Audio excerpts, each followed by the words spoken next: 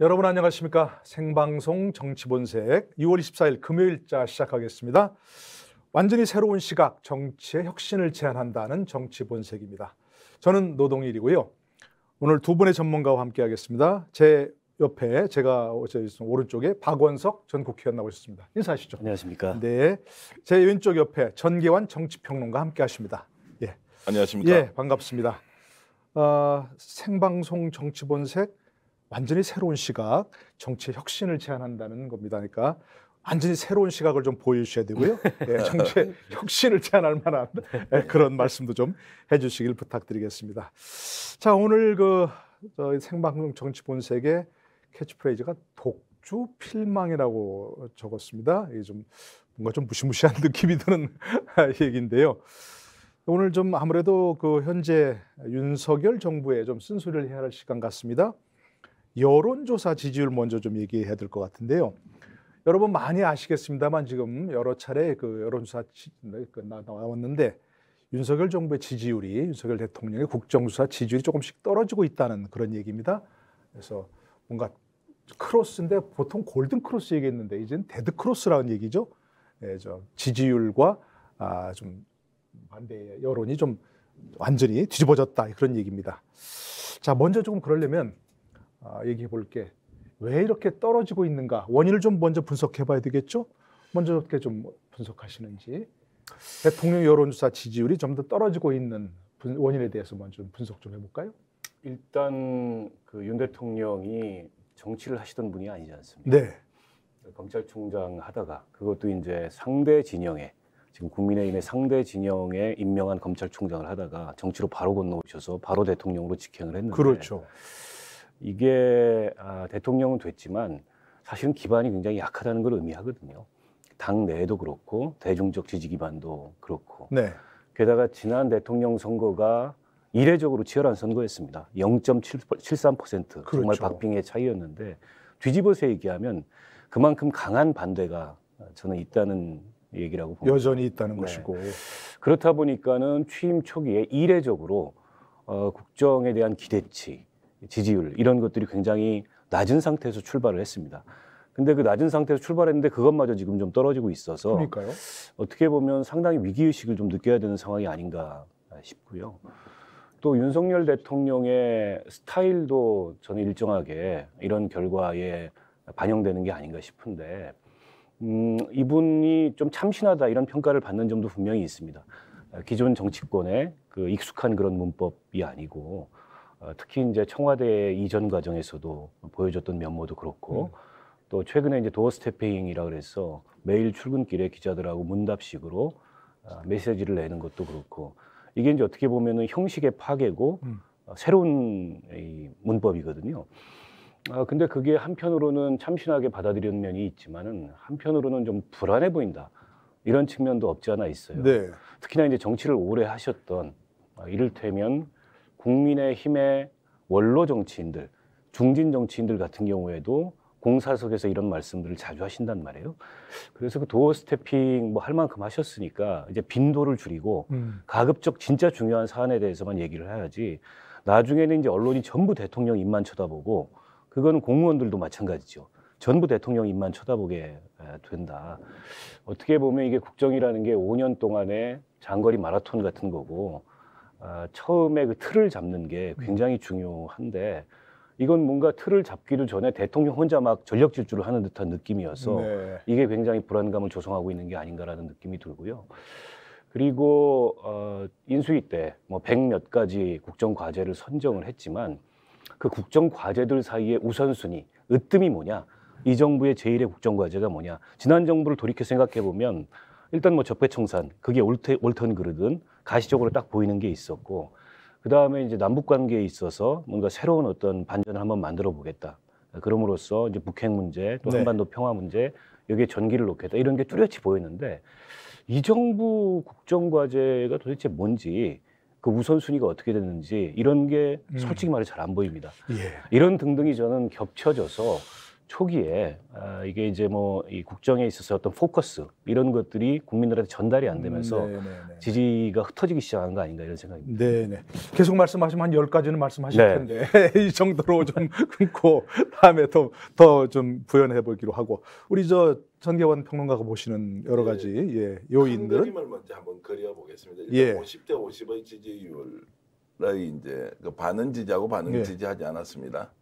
그러면 이제 정권을 잡자마자 국민들의 기대감이 반영이 되어서 제대로 보면 한 60%까지 지지율이 올랐던 것 같습니다. 네네. 실제로 60%까지 찍지는 못했지만 어쨌든 50% 중반 넘었었고, 그리고 잘 못할 것이라는 것이 한 40% 초반으로 갔다가 이게 이제 붙기 시작했습니다. 그러면 허니문 시즌이라고 하는 이 시기에 이 정도 이제 상황이 왔다는 거는 대통령에 대한 전반적인 국민들의 느낌, 정책에 대한 체감도보다는 저분이 잘할 것이다라고 했으면 원래 지지했던 분들은 그대로 지지를 했을 것이고, 특히 이제 민주당을 지지했던 분들 중에서도 중도층은 상당히 대통령에게 이제 지지율이 좀 이전이 되면서 지지율이 좀 높아지는 효과가 있었을 텐데 이게 지금 빠지고 있다는 겁니다. 네. 그러면 이제 빠졌고 다시 올라갈 것이냐, 민주당을 지지했던 사람들 윤석열 정부 이거 아닌데 라면서 점점 퀘스천 마크를 붙이고 있을 겁니다. 그 다음에 남아있는 것이 민주당을 지지하지 않고 윤석열 정부를 적극적으로 지지했던 한 50% 정도의 지지층들이 현재의 상태를 유지시켜 줄 것이냐. 오늘 47%가 주는 의미는 네. 대선 과정에서 본인이 득표했던 득표율과 거의 비슷하다. 이 이야기는 이분들도 쳐다보고 있지만 빠지기 시작하면 우리가 상상도 못하는 상황이 벌어질 수도 있다. 역대 대통령 선거가 이제 대통령 선거가 끝이 나고 신정부가 출범을 했는데 지지층이 그 순간부터 빠지기 시작한다는 것은 이거 매우 위험한 신호로 봐야 한다. 민주당을 지지했던 분들은 빠져나가는 것은 네. 그럴 수 있다고 치더라도 국민의힘을 지지했던 분들조차도 빠져나간다는 것은 상황을 일단 관리가 거의 불가한 수준이 있기 때문에 지금 이 상황을 매우 엄중하게 보고 대통령은 전체적인 민심의 흐름들을 다시 한 번 더 깊이 파악해야 한다. 이런 말씀을 먼저 드리겠습니다. 예. 지금 이제 뭐 그래서 두 분 다 지금 말씀하신 거죠. 공통적인 것은 뭐냐? 윤석열 대통령 개인에 대한 지지가 공고하지 않다는 거죠. 그죠? 네, 공고하지 않고 그러니까 그분들조차도 지금 빠져나가는 그런 상황인데 아까 말씀하신 대로 여러 가지 요인이 있을 수 있다 그런 얘기겠죠. 뭐 개인 스타일도 한몫했을 것이고 또 대통령 혼자만 부각되는 면도 있을 것이고. 과연 그러면 이제 지금 말씀하신 대로 여러 가지 그 요인들을 짚어주셨는데 그러면 과연 현재에 있어서 어떤 지금 얘기하신 대로 위험 신호를 감지했다면 뭔가 지금 새로운 어떤 처방을 내놓든가 뭔가 지금까지 스타일에서 변화를 줘야 할 텐데 어떤 것이 있을까요? 먼저 좀 얘기를 해주시면. 제가 먼저 말씀드리면 위험 신호를 감지했으니까. 위험 신호라고 저희들은 보는데 예. 실제 대통령이 이걸 위험 신호로 보는지 아닌지 잘 모르겠습니다. 네. 그러면 대통령은 못 본다고 하더라도 청와대 이제 지금 대통령실 참모들은 네. 이걸 위험 신호로 정확하게 인식을 하고 대통령한테 실제로 직을 잃을지도 모르지만 직언을 해야 될 시기라고 봅니다. 통상적으로 60%, 65%, 70% 역대 대통령이 지지율이 이렇게 높아지고 도어스태핑 같은 경우 굉장히 신선하게 대통령이 출근길에 한마디씩 한다는 건 좋단 말입니다. 그런데 그 형식이라는 것이 모든 걸 강제할 수 없기 때문에 그것이 결과적으로 사회적인 청량제 요소로서 작용해야 하는데 이것이 새로운 갈등의 불씨가 되면 시도는 좋다 하더라도 국민들이 좋아할 리가 없지 않습니까?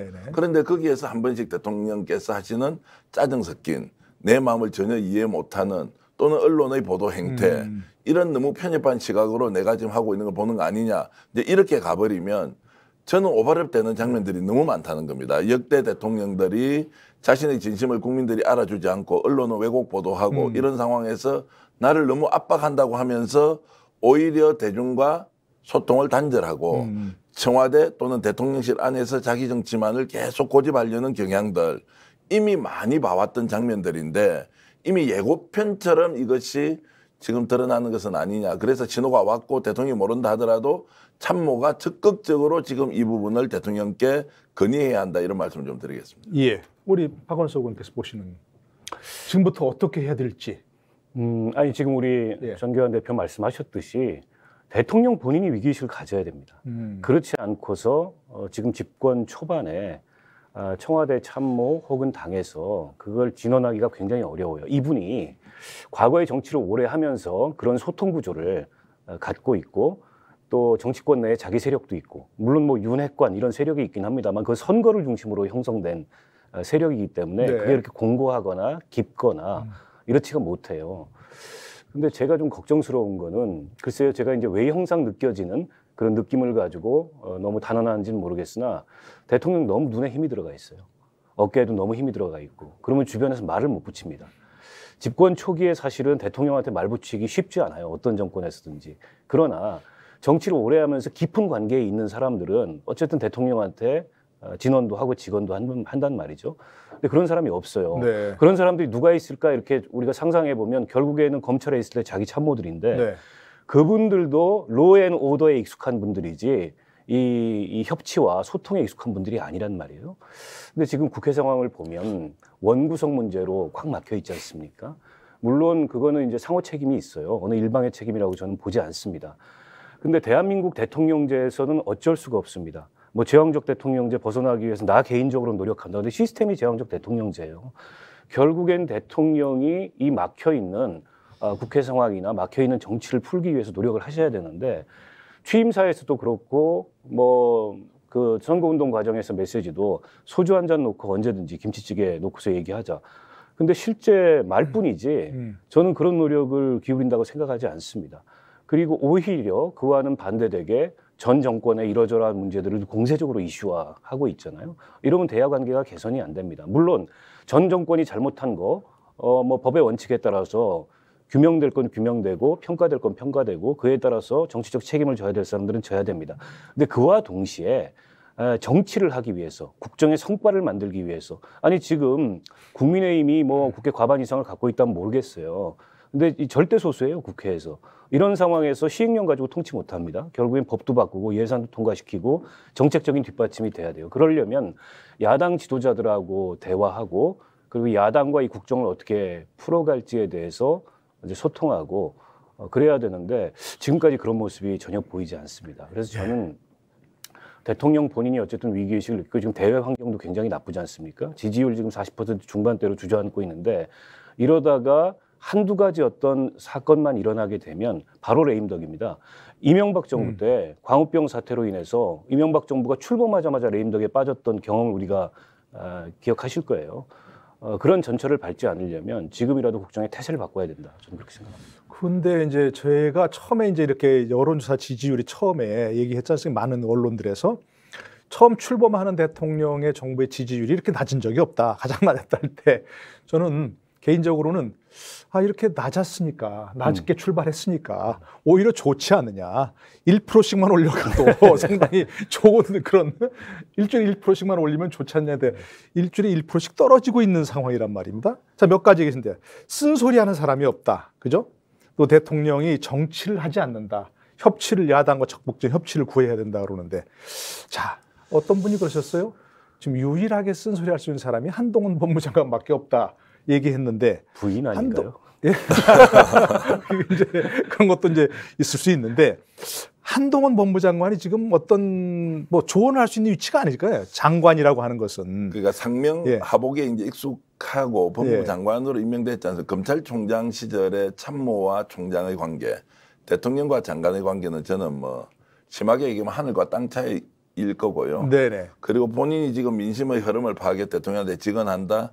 그 정도의 결기가 있는 분처럼 저는 보이지 않았습니다. 이제 본인은 용기 있는 분처럼 보이지만 한동훈 장관이 지혜롭게 대통령에게 보고를 한다 이렇게 하기 좀 어려운 분 같습니다. 예전에 노무현 대통령이 한참 어려운 시절에 사회 원로들을 다 불러놓고 하도 대통령이 이제 좀 심하게 이야기하면 과격하게 발언을 하니까 좀 제발 좀 조용하게 좀 말씀하시고 그리고 또 사람들 얘기 좀 들어주세요 이렇게 하니까 대통령이 그날 원로 회의를 마치고 돌아가는 자리에서 사석에서 정말 지혜로운 현자가 없습니까? 왜 저한테 욕만 하십니까? 오늘 청와대에 오신 이유가 저한테 욕하러 오셨습니까? 아니면 조언하러 오셨습니까?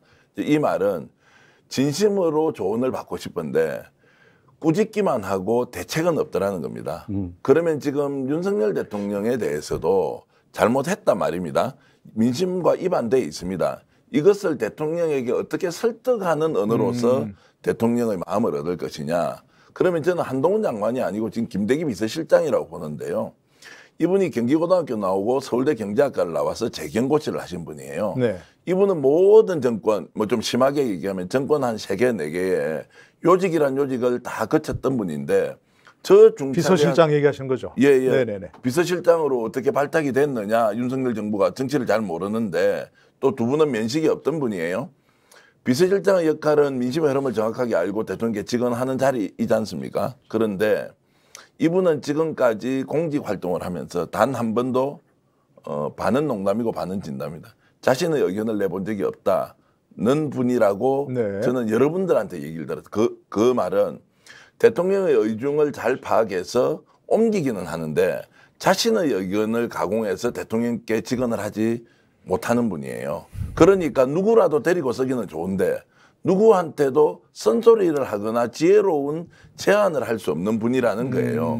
저는 한동훈 장관 이야기를 해야 될 게 아니고 대통령 비서실장이 민심이 이렇게 흐르고 야당은 이렇게 아니라고 이야기하는데 자신이 직을 걸고 대통령님 이렇게 하시면 안 되겠습니다. 요렇게 가보면 좋겠습니다. 라고 하는 말을 지혜롭게 전달해서 윤석열 대통령이 수용해서 좀 민심을 안정시키고 국정의 정상적인 지금 운영 메커니즘을 확보할 필요가 있다. 저는 김대기 실장의 책임에 대해서 한 번 더 강조드리겠습니다. 그런 것도 있고 지난번에 왜 그러셨잖아요. 처음에 이제 그 인사를 하면서 나는 안배 같은 거 없다.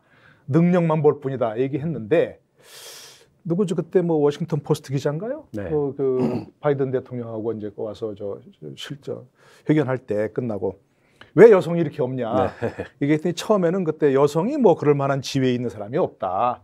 이렇게 얘기했는데 나중에 듣고 보니까 그것도 일리가 있다. 뭐 얘기하고 어떤 사람들이 얘기 들었는지 모르지만 그게 지금 뭐 박순애 교육부 장관 후보자 또 김승희 뭐 보건복지부 장관 후보자를 일단 지명했다는 거 아니겠습니까?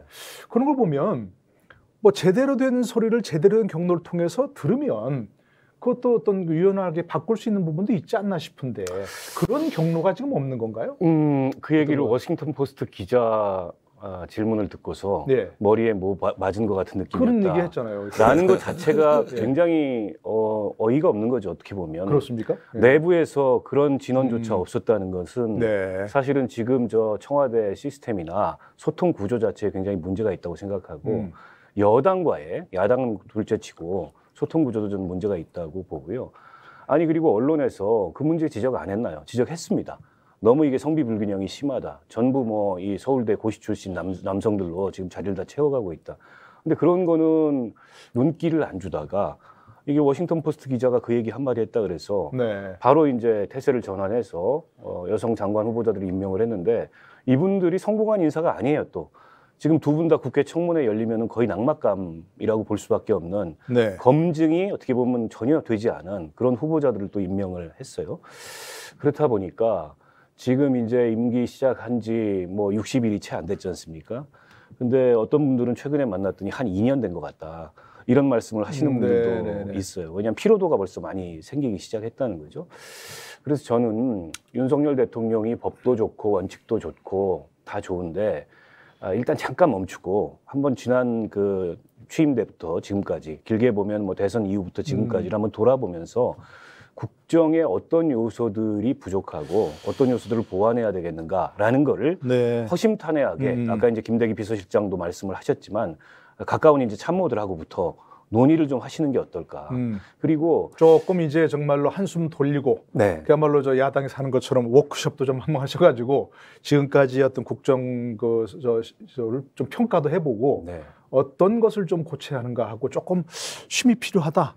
이런 얘기인 것 같습니다. 저는 대통령의 장점도 이제 많다고 생각합니다. 대표적으로 어떤 복잡한 사안을 매우 단순화시키고 짧은 시간에 의사결정을 하고 이것을 힘있게 추진하는 이런 거 보면 이제 우리 보통 정치인들을 통해서 느꼈던 이런 감과 좀 달리 어떻게 보면 기업가 정신 또는 굉장히 좀 그 뭡니까 IT 뭐 신산업 이런 데 좀 적합한 요즘에 이제 시대적 트렌드와 맞는 이런 부분이 있기 때문에 이런 부분은 충분히 활용을 해서 단순화시키고 빨리 결정하고 속도를 높이는 이런 부분들은 충분히 본인의 캐릭터로서 갖고 있는 장점을 활용할 수 있다고 보는데 문제는 그 좋은 재능을 가지고 이제 거기에 입력되는 여러 요소들이 있지 않습니까? 뭐 바보 같은 짓이라고 원전에 가서 얘기를 해버리거나 대통령을 처음 해보는데 어떻게 뜨냐. 이제 이렇게 농담도 진담도 아닌데 사실 빼 있는 말을 그 단순한 언어에 넣어버림으로써 오히려 민심은 더 이반되니까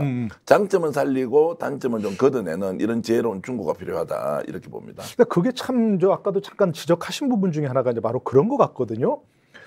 저도 이제 아마도 많은 분들이 그러셨을 것 같고 두 분도 그러셨을 것 같고 청와대에 이제 이전한다 대통령실을 할 때 아니 조금 좀 취임하시고 나서 좀 차근차근 뭐 이렇게 여론도 살피고 국회의 의견도 좀 듣고 하면서 차근차근 하면 어떻겠느냐. 저도 이제 마찬가지였고 아마 두 분도 그랬을 것 같아요. 그죠? 두 분의 성격을 봐서는. 그런데 만약에 그랬다면 저는 지금도 안 됐을 거라 생각합니다. 그죠? 그러니까 그런 점에서는 예를 들어서 뭐 청와대 절대 안 들어가고 무조건 어떤 밀어붙인다 얘기할 때 부정적 측면이 있었는데 지금 말씀하신 대로 그러니까 됐지 라고 하는 분명히 있을 거란 말입니다. 그런데 그런 것이 사실은 단순화해서 밀어붙이는 추진력이라고 하는 건 좋은 면이 있지만 결국 그런 것이 낳는 여러 가지 부작용 아까 말씀하신 도어 스태핑도 그렇잖아요. 저 오늘 아침에 이렇게 그거 보면서 저건 이제 매일 하시지 말고 일주일에 한 번 하시면 어떨까? 저는 그런 생각 했거든요, 분명히. 그런 점도 조금 아까 같은 지적을 하신 거죠. 많은 그죠? 분들이 그런 지적을 하고 계시죠. 그러니까 이게 이제 이 판단력이 빠르고 그다음에 결단력이 있고 추진력도 있고 이게 이제 법률가로서 오랫동안 훈련된 그런 습성이 저는 몸에 배어 있다고 핵심을 찍는 그런 거는 좋다 이거죠. 게다가 이분은 이제 검찰이라는 정말 그 총장을 정점으로 해서 이 상명하복의 하이어라키 구조가 짜여 있는 여기서 이제 평생 일을 하신 분이잖아요. 그리고 그 정점에도 서봤고 그게 이제 통치에 있어서 굉장한 장점이 되는 순간순간이 저는 있다고 생각해요. 근데 정치는 그에 못지않게 수기 기능이 필요하고 단번에 문제를 해결하기보다는 조금 이제 부족하더라도 이 미루면서 문제가 해결될 수 있는 그런 어떤 가능성을 찾는 이런 게 또 정치의 과정이거든요. 근데 정치 과정을 없애버리고 뭐든지 결단해서 이 밀어붙인다면 이것은 제가 보기에 이 복잡한 사회에서 다양한 사회적 갈등들을 해결하는 데 있어서 또한 치명적인 약점이 될 수 있다고 생각해요. 근데 이제 대통령께서 전자는 많이 보여주셨는데 전자의 측면은 근데 이제 후자의 측면이 없는 거예요. 그러면 굉장히 어떻게 이 국정이 이 균형감 없이 진짜 이 오더만 계속 떨어지는 이런 식으로 갈 수가 있거든요. 그리고 여당도 가뜩이나 지금 우리 이 제왕적 대통령제 하에서는 여당은 어쨌든 대통령을 쳐다볼 수밖에 없는데 여당도 수동화돼 가지고 계속 대통령만 쳐다보는 이런 구조가 그냥 자리 잡히게 될 우려가 있다고 생각해요. 근데 지금 집권 초반에 이런 지적이 쏟아질 때 저는 바꿀 수 있는 기회라고 생각을 하거든요. 그래서 그 여당 의원들 뭐 다는 아니지만 핵심들 불러 모아놓고 그리고 이제 대통령 참모들 불러 모아놓고 또 장관들 불러 모아놓고 다각적인 얘기를 좀 들으시고 야당하고도 그런 자리를 만들어서 허심탄회하게 들으시고 이분이 장점이 좀 소탈하고 허심탄회한 그런 면모가 있다는 거지 않습니까? 그래서 또 이분이 무슨 과거에 정치를 오래 해가지고 어떤 진영 논리를 오랫동안 대변해왔던 이런 분도 아니잖아요. 그렇죠. 그러니까 오히려 대통령이 마음을 열고 손을 내밀면 전 대화의 가능성이 생긴다. 그런 면모를 좀 보여줬으면 좋겠다 이런 생각이 듭니다. 저는 이제 지도자의 덕목이 크게 나눠서 한 두 가지로 보면 단순화시키고 추진력 있게 결단을 내린다. 이런 것도 필요한 항목이 있고요. 또 어떤 것은 본인의 의사가 좀 다르더라도 숙고하고 논의하고 그러고 나서 합의를 이끌어내는 과정의 일들이 있습니다. 가정을 우리가 예를 들자면 우리가 이사 한번 가기 매우 어렵지 않습니까? 살림의 터전을 완전히 옮기는 부분이. 근데 그것은 어떻게 보면 결단을 내려서 가버리면 되는데 그 속에 가족들이 각자 처해져 있는 상황들. 그러면 학교를 옮겼을 때 아이들이 어떻게 공부를 할 것이며 또 지금 일자리를 옮겨서 가야 되는 상황까지 왔을 때는 어떻게 적응해서 할 것인지 이런 것들은 가면 되지. 야, 가보자. 이렇게 해서 할 수 있는 일이 아니라는 겁니다. 그러면 단순화시키는 것도 좋지만 복잡한 문제를 시간을 두고 해결하는 것을 좀 구분하고 해야 되는데 모든 것을 서둘러서 다 가버리니까 그냥 좋은 의미도 사라지고 오히려 나쁜 것이 더 드러나는 이런 부작용들이 계속 반복되는 거 아니냐 이런 이제 걱정이 계속 이어지고 있습니다. 그러니까 사실은 그 도어 스태핑이라는 것도 굉장히 신선하고 우리가 과거 대통령들은 정말 연례 행사로 그 대통령의 육성을 들을 수 있는 그런 거밖에 없었는데 너무 이제 정제되지 않은 말씀이 그냥 나와버린단 말입니다.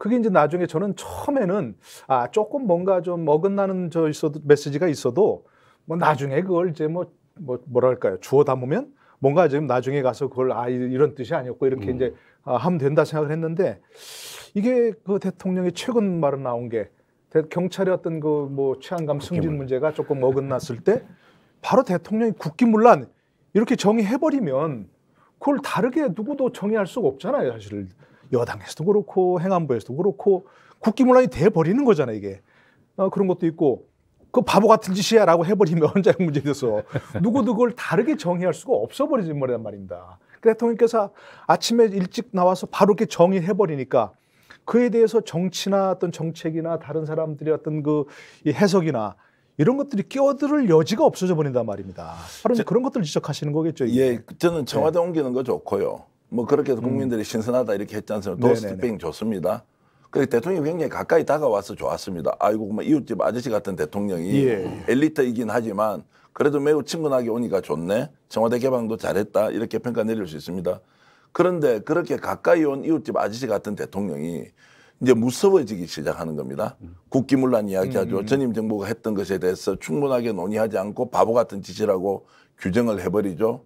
그러면 본인 안에서 단순화시키는 것이 사실 가까이는 왔지만 더욱더 무서운 대통령으로 이미지가 되니 국민은 이제 둘 중에 하나지 않습니까? 무서운 대통령 앞에서 뭐 경상도 사투리로 하자면 수구리 할 거냐. 이거 아닌데 나 이런 대통령 뽑은 사실이 없는데 하면서 저항감을 계속 키울 것이냐. 양자택일의 문제로 너무 빨리 국민들을 몰고 가고 있다. 이런 우려를 전하지 않을 수가 없습니다.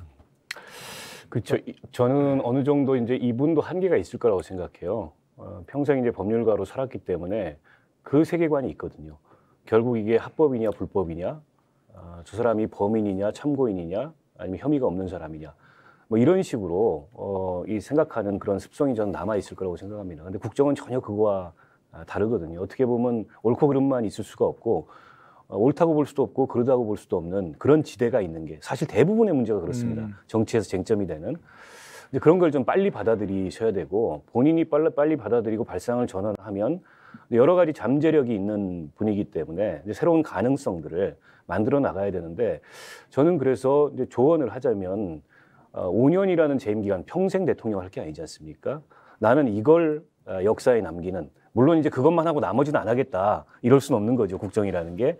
그러나 어쨌든 5년 동안에 이 정권이 뭔가 이 정권의 이 정말 힘과 역량과 뭘 다 해가지고 대한민국 사회에 여러 가지 문제들이 산적해 있는데 이것만큼은 내가 확고하게 진전시키겠다. 네. 그게 정치개혁이 됐든 개헌이 됐든 혹은 남북관계에 있어서의 뭐가 됐든 과거 대통령들을 돌아보면 그런 대목들이 있었어요. 이른바 이제 정치적 아젠다를 설정해야 그렇죠. 되는 김대중 거죠. 대통령 그래서. 같은 경우에는 어쨌든 이 한반도 평화, 이게 이제 확고하게 젊은 시절부터 정치를 하면서 구상해 오셨던 거를 햇볕 정책을 통해서 실행에 옮겼고, 노무현 대통령은 권위주의 청산하고 지역주의 청산하겠다 이런 게 있었고, 이명박 대통령은 이른바 이제 경제 대통령으로서, 물론 이제 그 뜻을 잘 필 수 없었죠. 2008년에 그 리만 브로더스 사태도 오고 경제가 굉장히 안 좋았으니까.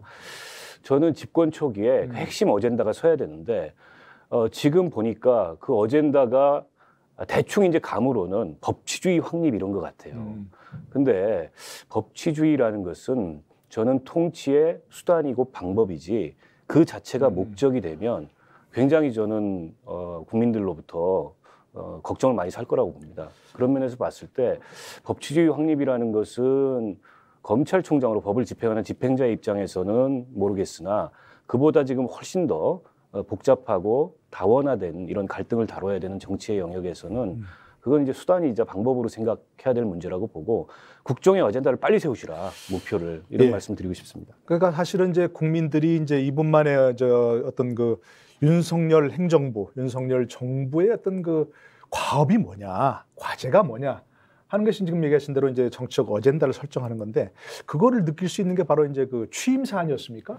그래서 취임사를 듣고 좋았던 부분 중에 하나는 이제 제가 생각하는 정치적 어떤 그 이 아젠다, 어떤 세계관의 자유민주주의 확립이라고 생각했는데 그런 점은 분명히 있었단 말입니다.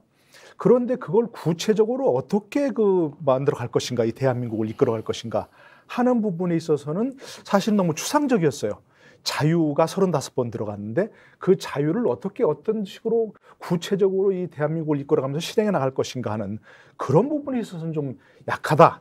뭔가 이제 보이지 않는다. 이런 생각이 있었거든요. 그러니까 지금 얘기하신 대로 사실은 국민들이 대통령으로 봤을 때 지금 윤석열 정부에서 어떤 걸 이끌어 나갈 것인가 하는 것이 구체적으로 보이지 않았단 말입니다. 지금이라도 확립해야 되지 않는가 하는 그런 말씀하셨는데 저는 이제 자유민주주의 확립 너무 좋은 말이지 않습니까? 예, 예. 근데 한 달 이제 열흘 좀 지났습니다. 조금 느끼고 있습니까? 어떻습니까? 자유민주주의가 네. 좀 충만해지고 있습니까? 대한민국 사회가? 그러니까 바로 이제 그런 것을 지금이라도 늦었지만 지금이라도 대통령 취임사에서 말씀하신 걸 구체화시키는 것들을 지금 이제 하나씩 정치적으로 정책적으로 지금 국민들한테 보여줘야 되는데 그런 게 부족하다 이제 이런 거 그래서 아니겠습니까? 그거를 이제 대통령이 그냥 이제 까먹어 버린 건지 아니면 알고 있는데 막상 시작해 보니까 도저히 자신이 꿈꾸는 자유민주주의는 확립할 수 있는 사회적 기틀이 안 되니까 이제야말로 법과 원칙에 의해서 법치를 확립하는 국가로 가자. 그럼 법치를 확립하려니까 검찰국을 신청해서 경찰을 장악해야 되고 자 검찰총장이 없는 상황에서도 법치를 확립하기 위해서 법무부 장관을 통해서 임명권이 대통령 이선이 자 검찰 인사도 다 하자. 그리고 전임 정부에 대해서 했던 원전 정책에 대해서도 완전 파기 선언을 하고 새롭게 가자. 이제 이렇게 하는 것이 본인이 취임사에서 말씀하셨던 자유와 민주주의 원칙에 이제 맞느냐. 우리가 이제 좀 새겨볼 거 아닙니까? 아버지가 저한테 너 잘못했어. 이제 내가 좀 집안을 제대로 잡는데 너도 잘하고 나도 잘할 테니 합심해서 가보자. 이렇게 했습니다. 그렇게 했는데 아버지가 아이 마음에 안 든다고 일주일 만에 바로 회초리를 들고 너는 결국 봐 맞아야 되네. 너 안 맞으니까 사람 안 되잖아. 좋다. 나는 계속 이런 식으로 너가 길이 들 때까지 난 널 때리겠다. 이렇게 해버리면 그 가정은 파괴가 되지 않습니까? 자 이렇게 저는 비유를 들듯이 대통령이 본인이 하셨던 말씀대로 한번 좀 생각을 해보면 너무 많이 나가고 있고 그 많이 나간다는 것은 누구든 그렇게 나갈 수 있죠. 감정적으로 격앙돼 있을 수도 있으니까 이걸 조금 주저앉히고 어떤 식으로든 지금 원래 본인이 꿈꾸던 자유민주주의가 무엇이다 이것을 한번 좀 되돌아보면서 다시 좀 재정비를 할 필요는 있다는 생각이 듭니다. 예, 그러니까 법과 원칙이라고 하는 이제 로우 앤 오더라고 하죠. 네. 영화도 많이 나왔지만 늘 이제 그 미국에서 공화당 정권이 집권하면 늘 강조하는 게 바로 그런 거죠. 로우 앤 오더라고 해서. 그러니까 지금 말씀하신 대로 로우 앤 오더를 통해서 어떤 사회를 실현하고 싶은 건가. 이게 국민들 앞에 그림을 보여주고 확실히 보여줘야 되는데 로우 앤 오더라는 것만 가지고 국민이 나아갈 어떤 나라를 그리기는 어렵다는 얘기죠. 예. 그래서. 그 취임사로 돌아가서 얘기를 좀 해보면 네네. 그 취임사를 듣고 평이 극단적으로 갈렸습니다. 한쪽에서 정말 간결하고 좋다. 네, 이런 평이 있었고 다른 한쪽에서는 역대 최악의 취임사다. 이게 국정 전반을 두루 짚으면서 이 정부가 5년 통치 기간 중에 뭘 하겠다 이런 밑그림을 내놔야 되는데 그거 없이 자유민주주의만 그것도 굉장히 추상적으로 그것은 이념을 제시하는 취임사가 세상에 어딨냐. 그리고 이미 우리 헌법에 수용돼 있고 우리 사회 시스템에 수용돼 있는 거를 저렇게 또다시 강조하는 의도가 뭘까? 이런 거에 대해서 걱정을 많이 했었거든요. 그게 이제 지금 말씀하셨듯이 약간 회초리라고 표현을 하셨는데 결국 그거 아니냐. 또 저분이 살아온 그 인생 이력으로 봤을 때. 근데 지금도 그런 밑그림들이 좀 보이는 것 같아서 걱정이에요.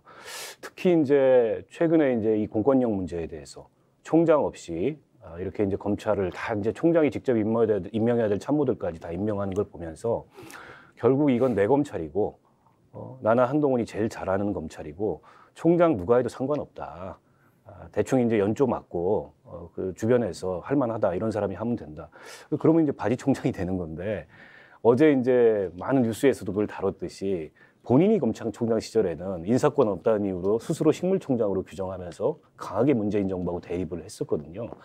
그때 다른 거 아니냐 이런 비판이 있고 아까 이제 교수님도 지적을 하셨지만 국기문란 경찰이 이걸 표현한 것도 아니 공무원의 실책일 수도 있고 또 이게 여당발 혹은 정권 실세발 그런 어떤 인사 개입일 수도 있는데 덮어놓고 지금 경찰을 찍어 누르는 국기문란으로 규정을 해버렸어요. 국기문란이면 이제 능지처참을 해야 되는 겁니다. 그렇지 않습니까? 네. 그런데 지금 경찰청장은 다른 말을 하고 있어요. 1차 오더가 내려왔다. 그리고 관례상 그걸 발표해왔다들. 그리고 대통령이 제가했다. 한 달 전에 있었던 치안 정감 인사도 그렇게 했다. 그러니까 야당 쪽에서는 그럼 이게 개입한 게 누구냐. 이렇게 지금 이제 또 반론을 펴고 있지 않습니까? 이제 그렇다 보니까 저는 가뜩이나 윤석열 대통령한테 드리워진 혐의는 검찰공화국으로 갈 거다 이런 혐의가 들어져 있기 때문에 그와는 다른 어떤 통치의 면모를 보여야 되는데 그냥 예상했던 경로로 가는 것 같아서 너무 우려스러워요. 네. 그러니까 사실은 이제 뭐 그 검사로서의 이제 평생을 살았다는 것은 검찰 어떤 그 세계관이 형성된 거지 않습니까? 형성관이. 그다음에 또 늘 쓰는 언어도 사실은 그 세계관이 반영된 검사의 언어란 말입니다. 이게 검사의 언어를 쓰는데 좀 아쉬운 부분 중에 하나 늘 저 주문했습니다만 이제는 검사의 언어를 버리고 빨리 검사를 버리고 정치인의 언어, 대통령의 언어를 사용해야 한다 이렇게 얘기했는데 사실 대통령 언어라는 건 그렇지 않습니까? 물론 이제 뭐 그 아까 말씀하신 대로 완전히 50대 50으로 갈린 그런 상황이니까 자신의 진영을 공고히 하고 그다음에 다른 진영에 속했던 사람들의 또 그 마음도 좀 뺏어와야 되는 그런 상황인데 현재까지의 언어로서 봤을 때는 다른 진영에 속한 사람들의 그 마음을 뺏어올 그런 언어는 전혀 보이지 않고 더더구나 아까 처음 지적하신 대로 이 자신의 진영에 속했던 사람들마저도 조금씩 마음을 빼앗기는 오히려 그런 상황이 돼버렸단 말입니다. 처음에 어떤 대통령으로서의 어떤 그 초심으로 돌아가야 되는 그런 상황이라면 이제부터 뭘 좀 돌아봐야 될지 좀 얘기 좀 나눠보죠. 일단은 대통령이 여러 가지 불안한 상황에서 당선이 되고 또 실제로 당내 기반도 없이 됐다는 이제 약점들 있었을 겁니다. 그것이 이제 더욱더 본인의 위치를 불안하게 만들었던 요소라고 생각하면서 이럴 때일수록 내가 정신을 바짝 차리고 뭐 법과 원칙이라는 이름으로 국정을 속도감 있게 밀고 나가지 않으면 정말 설 자리가 없겠다라고 생각했을 수 있을 것 같은데요. 그러나 조금 불안하다? 불안하죠. 실제로 불안할 겁니다. 네, 특히 네, 이제 네. 저는 그 장제원 비서실장 인수위 비서실장 하셨지 않습니까? 네. 이분이 청와대에서 나오려고 그러고 그리고 권영세 또 그 의원을 좀 가난한 좀 중용을 해서 비서실장 쓰려고 했는데 결국에는 정치권에서 들어갔던 분들이 지금 청와대에 다 나와버렸단 말이에요. 그렇죠. 근데 그게 무슨 이야기냐? 초기 정부 그러니까 정권 초반에 청와대에 들어가서 이 정부와 순장하는 것은 결국 자신의 정치적 미래가 없다는 계산들이 이미 그 당시 국민의힘의 그 정치인들이 상당 부분 깔려 있다 보니까 그래요. 네. 중용을 하지 못하고 정무적 기능 자체가 애써 출발할 때 파기가 돼버리니 결국은 관료들 데리고 오는 수밖에 없지 않습니까? 다 관료들로 청와대 앉혀놓고 자 관료들 앉혀놓으면서 검찰 출신들도 앉혔습니다. 이러니까 사실상 최초에 짰던 그 대통령실의 구조 자체가 정치의 영역과 완전 동떨어진 관료의 영역과 검찰의 영역으로 가버린 이제 이 부작용이 너무 빨리 드러나고 있는 겁니다. 그러니까 조언하는 사람도 없고 그렇다고 해서 내가 윤석열 대통령과 평생 같이 가야 되는 정치적 동지도 아닌데 굳이 무리하게 이렇게 가지도 않고 당내에서 저렇게 지금 당대표와 최고위원 또는 윤리위 문제가 시끄럽게 있는데도 어느 누구도 거중 조정하려고 하지 않습니다. 야당과의 문제가 아니라 국민의힘과 청와대 또 대통령실 내부의 지금 문제로 봤을 때 매우 심각한 수준으로 가고 있습니다. 그래서 민주당 쪽을 지지했던 사람들의 최근의 동향 제가 이제 유튜브나 이런 거를 보면 정말로 윤석열 정부가 초기에 레임덕이 오기를 바라던 사람들이 바라던 대로 윤석열 정부가 움직여주고 있습니다. 지지층의 그 지지 뭐 입안이나 이런 것이 아니라 반대자가 가장 바라고 있던 상황대로 윤석열 대통령이 움직여주고 있다는 거예요. 그러니까 뭐 스스로 좀 뭐랄까 표현이 그렇지만 스스로 무너지는 상황으로 가고 있다? 이미 무너지고 있지 않습니까? 근데 인지를 못하고 있습니다. 이것을 막아주는 거는 세력들이 좀 막아줘야 되는데 네. 거기에 대해서는 관심이 없습니다. 정치적 동지들이 없기 때문에 그럼 이게 너무 뻔히 보이는데 이거를 정말 우리가 허니문이기 때문에 대통령한테 진언을 하거나 조언을 하거나 이런 거 없이 이 정부가 무너지면 누가 불행해집니까? 국민이 불행해지는 것이고 그러면 야당은 반사에 이걸 봅니까? 그것도 아니란 말이에요. 어쨌든 임기 5년 동안 어떤 식으로든 좋은 정치를 통해서 국민들에게 좀 더 좋은 나라를 만들어주고 또다시 경쟁의 장이 벌어지면 야당과 다시 경쟁해서 국민들로부터 선택을 받는 이런 선순환 구조 위의 정권이 되어야 하는데 네네네. 시작도 하기 전부터 이렇게 무너져가는 모습이 참으로 안타깝다 이런 말씀을 드리겠습니다. 그러니까 제일 중요한 건 지금 그런 것 같아요. 지금 아까 좀 모든 청와대 참모 이제 또 김대기 실장 얘기 네. 들었지만 그분도 정책을 늘 다뤄왔던 분이지 정무를 하셨던 분은 아니거든요. 정치를 하셨던 분이 아니고 정책 감각은 있겠지만 그것을 어떻게 실행에 옮기고 대통령을 보조할 수 있는 그런 걸 잘 모르는 분일 것 같고 대통령 비서실장이야말로 정치를 통해서 그걸 다 거중 조정을 하고 그리고 대통령을 보필해야 되는 상황 아닙니까? 네. 근데 지금 너무 부족하단 말입니다. 사실 청와대 진용으로서는. 이진복 정무수석이 있지만 뭐 제가 그분을 폄하하는 게 아니고 그분은 참 성실하고 좋은 분이라고 알고는 있지만 네네. 지금 여당과 약간 그랬습니다. 대통령실 관계, 여당과 야당의 관계, 대통령실과 야당의 관계를 거중조정할 수 있는 만한 위치에 있는 분은 아니란 말입니다. 그러니까 지금 어떻게 보면 너무 좀 기능화돼 있다 이런 생각이 저는 드는데요. 청와대도 그렇고 내각도 그렇고 아마 윤 대통령은 공무원을 오래 하셨던 분이기 때문에 본인의 이제 인사 철학이나 인사 원칙이 적재적소에 능력 있는 사람을 쓰겠다. 이 얘기를 계속 반복하고 있어요. 그렇죠. 그러니까 일종의 이제 능력주의인 거죠. 그러다 보면 이제 손쉽게 찾을 수 있는 게 이제 검증된 그 이른바 이제 시험을 통과한 인재들이거든요. 그게 이제 관료들이고 검사들이고 이렇지 않습니까? 근데 이제 통치는 그보다 훨씬 복잡해요. 때문에 아까 말씀하셨듯이 정무적 기능을 시급히 보강해야 된다라는 점에 공감을 하고 또 여당의 역할이 굉장히 중요한데 여당이 지금 집권 초기에 대통령 면전에서 저런 노이즈를 일으키는 것을 왜 저렇게 방치하고 있을까? 저는 그 대목이 잘 이해가 안 돼요. 이걸 선회하자면 그 뭐 국회나 당의 문제는 당에서 알아서 하는 거지 이게 무슨 옛날 제왕적 총재도 아닌데 그런데 개입을 하냐 이렇게 이제 자율방임형으로 맡겨놓은 거일 수도 있고 이거를 좀 비판적으로 해석을 하자면 본인의 의도가 저기 있는 거 아니냐. 예를 들면 이준석 아웃. 이런 게 이제 윤핵관들의 그 의지가 결국에는 윤의 의지가 실리지 않고서는 대통령 면전에서 집권 초기에 저런 노이즈를 여당이 일으킬 수 있느냐. 결국 저게 대통령의 의지 아니냐. 이렇게도 해석할 수 있는 거거든요.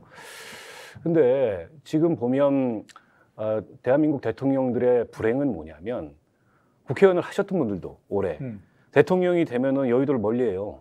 그리고 거기는 뭔가 비효율적이고 비생산적이고 맨날 그 싸움판이나 벌이고 국정에 도움이 안 되는 집단인 것처럼 문재인 대통령은 안 그랬습니까? 저는 문재인 대통령도 마찬가지였다고 생각해요. 그걸 거칠게 표현만 안 했을 뿐이지. 결국엔 청와대 참모들, 그러니까 수석 비서관회의에 갇혀 있고 또 국무회의도 잘 열지도 않고 이렇게 지금 집권 5년을 보내셨잖아요. 저는 문 대통령도 지금 비슷한 경로를 가는 것 같아요. 게다가 이분은 정치 경험이 없어요. 그러면 이제 완전히 국회하고 이 국정하고는 분리되고 대통령은 계속 국회를 향해서 나중에 가면 이제 불만을 쏟아내고 야당은 더 거세게 발목 잡기를 하고 게다가 지금 거대 야당인데 그러면 이제 5년 동안 아무것도 진행이 안 됩니다. 다음 총선이 이제 2년 뒤에 있긴 합니다만 다음 총선에 과반 이상을 얻었다 치더라도 그때는 이제 집권 후반기에 들어가요. 네. 그러면 정권의 각종 사건 사고들 막 터지고 그게 이제 레임덕을 막 부추길 거거든요. 그러니까 지금이 사실은 골든타임입니다. 윤 대통령이 하고자 하는 개혁이 있다면 그리고 어렵더라도 야당을 설득해서 그걸 밀고 가야 되는데 국민적 명분을 얻어가지고 근데 그런데 관심이 좀 없는 거 아닌가?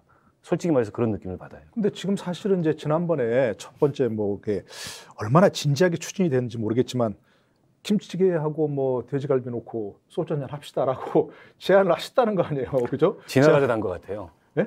포멀하게 제안한 게 아니고 지나가는 것처럼 뭐 어떠냐 언론에 이렇게. 던진 것 같습니다. 그냥. 근데 이제 어쨌든 이제 그런 것 보더라도 그렇고. 근데 조금 전에 우리 전 평론가 얘기하신 것처럼 지금 야당은 국정 협조할 생각이 없잖아요, 솔직히 말해서. 그렇지 않겠습니까? 내가 야당이라도 지금 윤석열 정부가 잘 못하고 있는데 저렇게 그럼 놔두면 스스로 무너질 수 있는데 왜 협조하겠냐? 이런 거 아니겠습니까? 그러니까 뭐 얻을 이익이 없지 않습니까? 그 답답한 쪽은 이제 대통령실과 그러니까. 여당이 답답해야 되는데 네. 야당은 이미 뭐 국민들로부터 심판받았고 다음 심판받는 거는 2년 뒤에 2년 후니까 이대로 나가면 우리가 유리할 수 있고 야당 그러니까요. 입장에서는. 그러니까 이제 우리가 뭐 적대적 공생관계에서 한쪽이 더 잘못하면 덜 잘못한 쪽이 늘 이기는 그러니까. 이 게임에 너무 익숙해져 있지 않습니까? 그럼 여기에서 더 잘해가지고 이길 마음이 별로 없죠. 네. 또 역량도 야당도 한계가 뭐 분명하고요. 뭐 그런 상황인 것 같습니다. 그러니까 야당이 무슨 아까 말씀하신 대로 야당에 뭐 손을 내밀어 한다 그러는데 협치라는 것도 이게 손이 마주쳐야 뭐가 되잖아요. 맞습니다. 어디 이거 그림 본 것처럼 네, 압수를 맞습니다. 누가 하려고 해도 손 뿌리쳐 버리니까 저는 못 하잖아요. 여론으로 그걸 포위하고 압박해야 된다고 생각해요. 여론으로? 네. 결국엔 대통령은 끊임없이 손을 내미는데 네. 야당은 발목 잡기만 한다. 이런 인식이 국민들한테 생겨나기 시작하면 민주당은 더 망할 거예요. 사실은 민주당이 검수완박 때문에 지난 지방선거 망한 거 아닙니까? 네네. 게다가 명분 없는 이재명, 송영길 이 연쇄적인 출마 때문에 망한 거잖아요.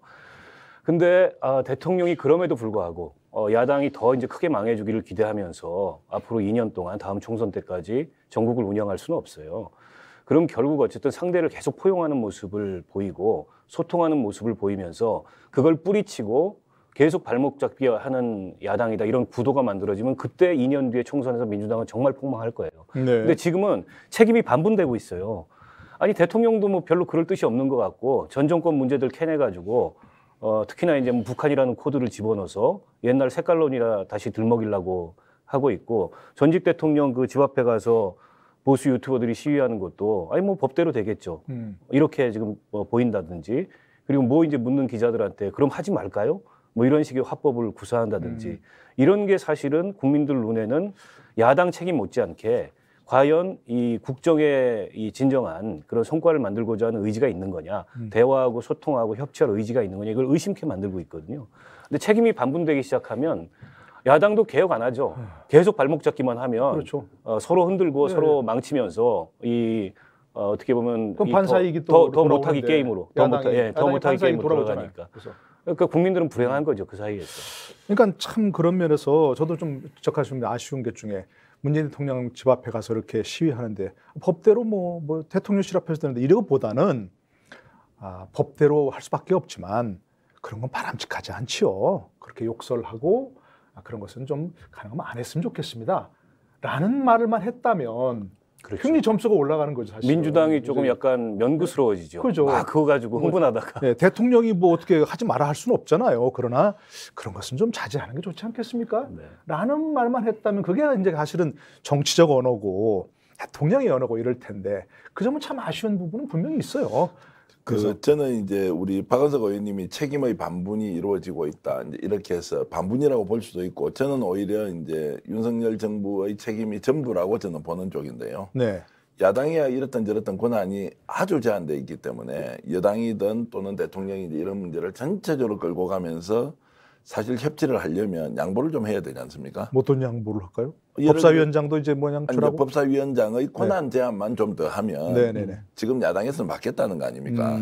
그러니까 이제 자구수정권을 조금 더 넘어서 실질적으로 형식적인 그 프로세스상의 법사위원장 정도로 하자는 거를 받아들이면 되는데 이제 뭐 그렇게 협상이 지금 진행되고 있지만 결론은 나지 않고 있습니다. 네. 근데 지금까지는 야당에서 야당 내부의 뭐 지리멸렬한 당내 상황 때문에 그렇다고 하지만 실제로 이런 부분도 대통령이 국정 운영의 동력을 얻으려면 국회가 정상화돼야 되고 여기에 대해서 어느 정도 하라고 하면 되는데 그것도 할 처지가 지금 안 되지 않습니까? 그래서 이런 것들을 반분이라는 문제로 볼 거냐 아니면 전부 책임을 지는 걸로 볼 거냐고 했을 때는 전체적으로 지금 국정 운영을 주도하고 책임지고 또 국민적 평가를 받아야 되는 쪽은 야당이 아니라 100% 윤석열 정부와 여당이다. 이제 이런 관점으로 접근을 해야 지금 조금 더 좀 숨을 털 길이 나오지 않겠느냐 이런 생각을 합니다. 근데 사실은 어쨌든 뭐 야당이 잘못하고 아무리 야당이 비판을 하더라도 결국은 최종적인 국정 책임은 현 정부에 있는 거 아니겠습니까? 그렇습니다. 네. 네. 야당은 비판하고 반대하고 오포지션 파티지 않습니까? 네, 맞아요. 그게 이제 야당의 역할이고 야당의 존재인데 국정에 대해서 무한 책임은 결국은 정부와 여당에 있는 거고 네. 아무리 이제 야당이 잘못하고 또 야당이 자중질환을 벌려서 그 반사이익이 오더라도 정부가 성과를 내지 못하면 결국 그 정치적 책임은 온전히 정부 여당한테 돌아오는 건데 지금 문재인 정부가 5년 만에 정권을 잃었잖아요. 잃은 이유가 있는 거지 않습니까?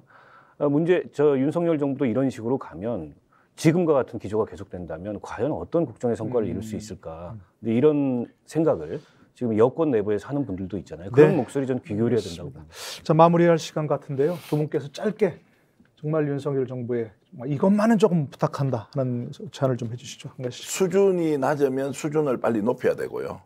정부의 윤석열 정부. 윤석열 정부든 국민의 집권 여당인 국민의힘이든 수준이 낮으면 수준을 높여야 되고 원래 수준이 있었는데 지금 약간 놓치고 있으면 그 수준을 다시 가지고 나와야 된다. 네. 이대로 가면 여러분들이 상상하는 것을 훨씬 뛰어넘는 정도의 혼란과 그리고 책임이 정부와 국힘에 몰려올 수 있다. 이런 좀 경각심을 가졌으면 좋겠습니다. 네. 저는 뭐 국정 운영이 잘 됐으면 좋겠어요. 성공한 정부가 됐으면 좋겠고 그러기 위해서 대통령은 잘 들어야 됩니다. 네. 좋은 귀를 가지셔야 되고 그걸 잘 균형 있게 자기 안에서 판단을 하셔야 되고 절대 잊지 말아야 될 건 0.73%밖에 이기지 못한 칼날 위에 선 정권이라는 걸 한시도 잊으면 안 된다. 이 말씀 드리고 싶습니다. 알겠습니다. 네, 6월 24일 금요일 정치본색 마치겠는데요. 두 분 말씀처럼 가장 중요한 게 지금 위기다 하는 경각심을 좀 가져야 할 것이라고 그렇게 생각됩니다. 윤석열 정부뿐만 아니라 모두가 함께 가져야 할 경각심이라고 생각합니다. 여러분 고맙습니다.